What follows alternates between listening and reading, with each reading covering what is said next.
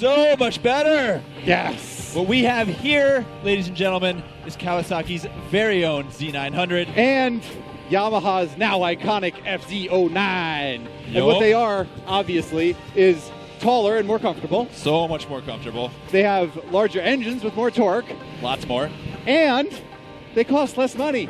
Yeah. So maybe this is what we needed all along, right? Yeah.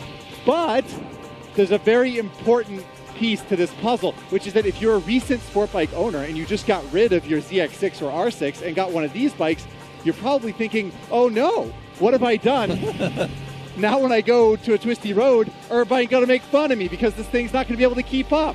Yeah, so the important question that we want to answer for you is, do these naked bikes still hold their own in terms of sporting potential? And that, dear audience, is a question we're willing to answer for you and for science.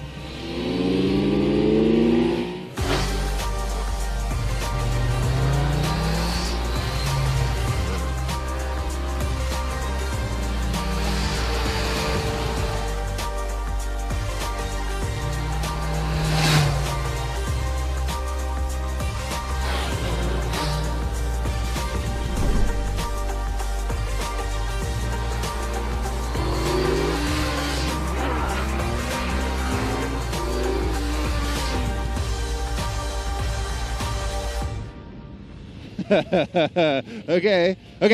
We've done our due diligence, everybody. There's never quite enough due diligence, really. Yeah, that's fair, that's true. But the good news, though, is really good news, which is that these are the right bikes to be on. Sure enough. Oh my God, they're so much better in so many ways. The one way that they're not better is in outright performance, like ragged edge, riding hard. Like me on the ground performance. Like racetrack performance. Exactly. So you're giving up like 2 ounces of ragged edge motorcycling performance, and you're gaining 5 pounds of comfort, mid-range torque, and fun. I mean, just everywhere else that you're going to ride them besides the racetrack, better motorcycles. 100%.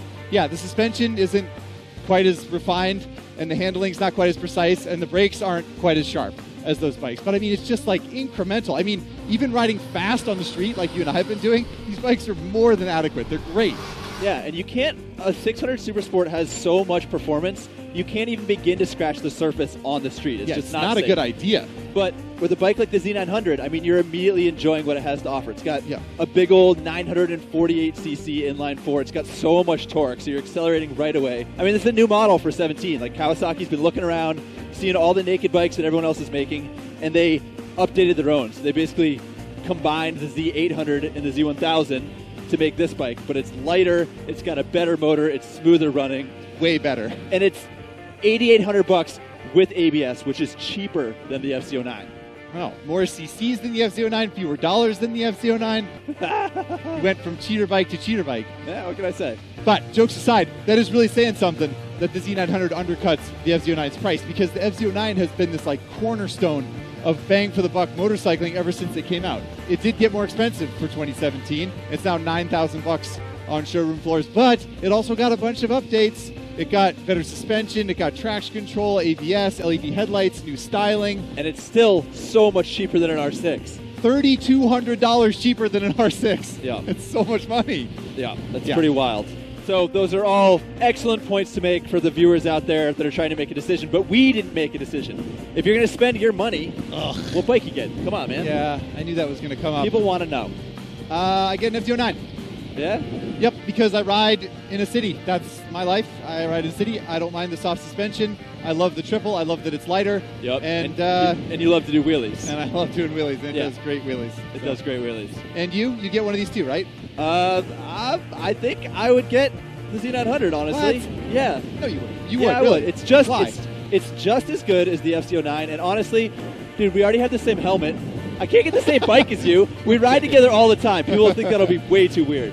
Okay, fair enough. All right. Well, the bottom line is, if you get either one of these bikes, you're probably going to be happier than you would be on a frickin' sport bike where you'd be leaning on your wrist and getting your nuts cooked. Yeah, and if we could get away around this lumbering van with the camera on the back of it, we might actually make some time. I've got high hopes. Go for it. Do it.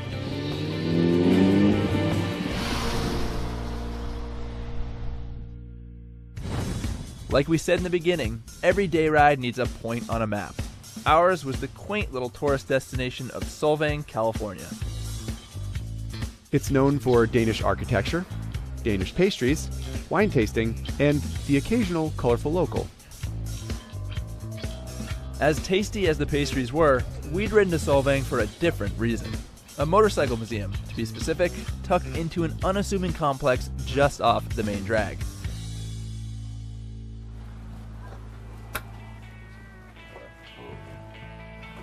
Smells like a vintage museum. It's not exactly the Barber Motorcycle Museum, no, but for a couple gearheads like us, it was all we had hoped for and a perfect reason to take the ride. Is this the 2017 Indian Chieftain? No, it's the 38. They've just done a really good job at maintaining the traditional soupy fenders. Check this out. This is damping. Friction damping. Yep. They're just like, moving around too much, just tighten stuff down. It's a small collection, but man, are there some historic sport bikes there. There's a Britain V1000, a Kawasaki H1R, a matchless G50, even a Norton Manx. Shoot, we even saw an Ariel Square 4. Not the only Ariel in the house. All right, so we are cruising around this incredible motorcycle museum, looking at all these legendary bikes, these iconic sport bikes. This is an NR750, guys. This is a proper icon. Yeah. And starting to feel a little bit guilty, like you might have flamed the R6 and the ZX6 for being bad street bikes. Basically, we're realizing we're doing exactly what we told everyone not to do, which is lust over sport bikes. I mean, they look so cool. They're really cool. I mean, we don't want to live in a world where sport bikes don't exist. That's what we're realizing, that every other motorcycle has to have something to look up to, right? Yeah, I mean, we need sport bikes so that manufacturers have a reason to make more power, to make better brakes, to pursue better suspension.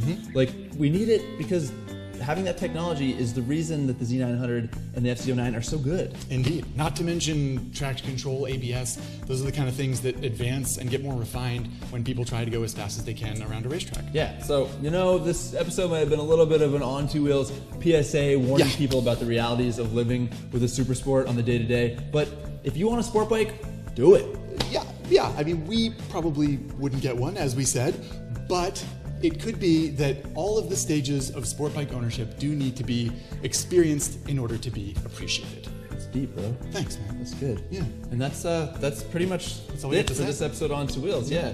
Hope you guys enjoyed riding along with us. And if you did, you should subscribe because Zach and I do this kind of stuff all the time. Motorcycles are our jam. We'll see you on the next ride, everybody. You're riding a snake, bro. You love snakes. I do. Found it! Oh, Moto Guzzi doesn't want to wave. Nope. Still not waving. Okay, fine. Too cool for us. We got this. He's outside. 26 minutes. Like, shake it up. What's that? Is the battery coming loose?